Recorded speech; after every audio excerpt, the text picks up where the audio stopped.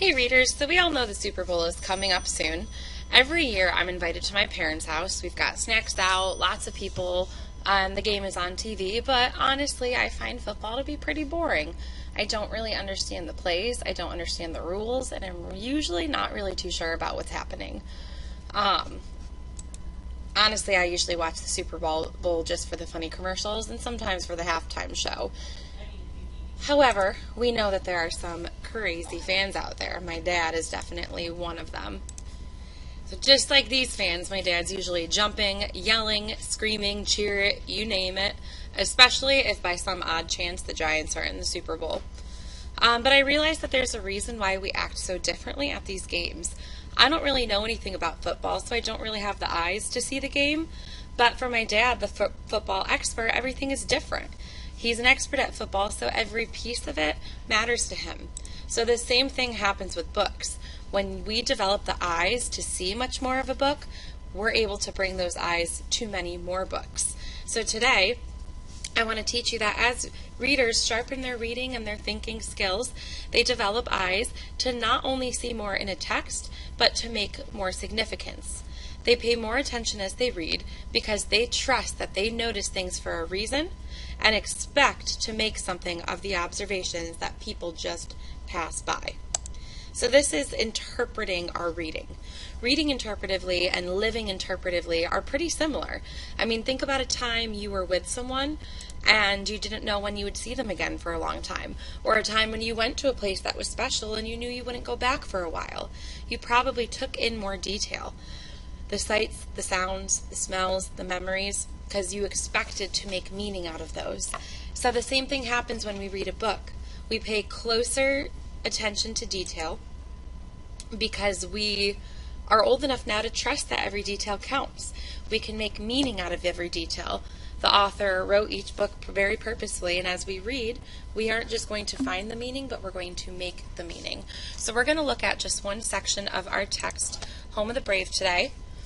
So you should be caught up in these sections. I'm moving on to just one more. So here's paperwork. As I read this short section, I'm going to be looking not just to finding the details, but to making meaning out of those details. It's paperwork. Dave comes for me the next day. He has snow in his eyebrows. We drive in the red rattling car to a new place. Refugee Resettlement Center, Dave calls it. It's warm there with many chairs and many more people, all colors and shapes. It's my job to answer a bored lady's questions. Her fingers bounce on a machine with many buttons while she stares at a bright box. Her fingernails are shiny red, the color of blood. And I feel sorry for her bad fortune. At first, I'm afraid to speak. It's okay, Keck, Dave says. It's called paperwork. You can't make a wrong answer here. The bored lady asks her questions again, and this time I answer. Soon I grow sleepy, and after a while her words begin to fall like raindrops on the floor. I try to understand, but all I hear is a river of words, rushing and thundering, and pushing me beneath the surface. Now and then, a word I know darts up like a sparkling fish, but then it's all dark, moving water again. We are there a long time, I don't think. I like this America paperwork, I whisper to Dave. It makes for too many yawnings. So, what details did you notice that others may have missed? I noticed, for example, that Keck sees everything, even the snowflakes on Dave's eyebrows and all the colors and shapes of people. And to me, connecting that to meaning that we already know, it makes me think that Keck is like a young child. He's just learning the names of things and he's learning how to talk, so everything is interesting to him. He's finding every little detail in the world around him just like a young child would. So what is it that you notice that others may have missed? I'm going to have you pause this video and leave me a YouTube comment real quick, just anything in that section of text that you've noticed that somebody else may have missed. When you're ready, press play. I'm looking forward to reading those comments.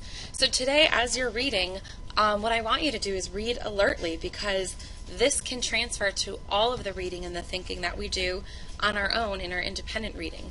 We've been noticing a lot in Home of the Brave, and I'm sure that you're noticing a lot in your own reading as well. So today as you're reading, read alertly.